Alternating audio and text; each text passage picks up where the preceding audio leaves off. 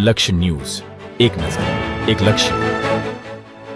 સુરેન્દ્રનગર મહાનગરપાલિકા દ્વારા ઐતિહાસિક હવા મહેલ ખાતે ત્રિદિવસીય ઝાલાવાડ ફૂડ ફેસ્ટિવલનું આયોજન કરવામાં આવ્યું છે. શહેરી વિકાસ અને શહેરી ગૃહ નિર્માણ તથા પ્રભારી મંત્રી દર્શનાબેન વાઘેલા, નાયબ મુખ્ય દંડક જગદીશભાઈ મકવાણા દ્વારા ફેસ્ટિવલને જનતા માટે ખુલ્લો મૂકવામાં આવેલ છે. આ ત્રિદિવસીય ઝાલાવાડ ફૂડ ફેસ્ટિવલમાં ઐતિહાસિક હવા મહેલમાં વિવિધ રંગબેરંગી લાઇટિંગ કરવામાં આવ્યું છે, જેને કારણે મનમોહક અને આકર્ષક છબી ઊભી કરતો વઢવાણનો ઐતિહાસિક હવા મહેલ આકર્ષણનું કેન્દ્ર બન્યો હતો.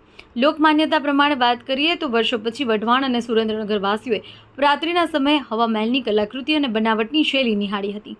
આ ત્રિદિવસીય ફેસ્ટિવલની અંદાજે 1 લાખથી વધુ લોકોએ મુલાકાત લીધી અને સાંસ્કૃતિક કાર્યક્રમ સાથે લોકસંગીતની રમઝટ અને વિવિધ ચાલાવાડી વાનગીઓનો સ્વાદ માણ્યો. સાથે જ શહેરીજનોએ આઈ લવ સુરેન્દ્રનગર લખેલા સેલ્ફી પોઈન્ટ પર પરિવાર સાથે ફોટોગ્રાફી પણ કરી હતી.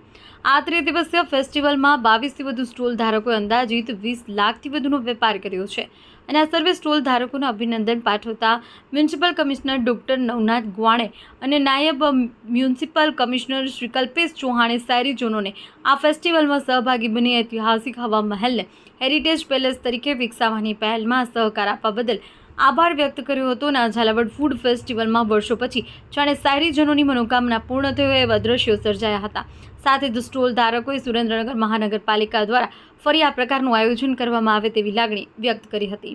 દેવમ ત્રિવેદી, સુરેન્દ્રનગર.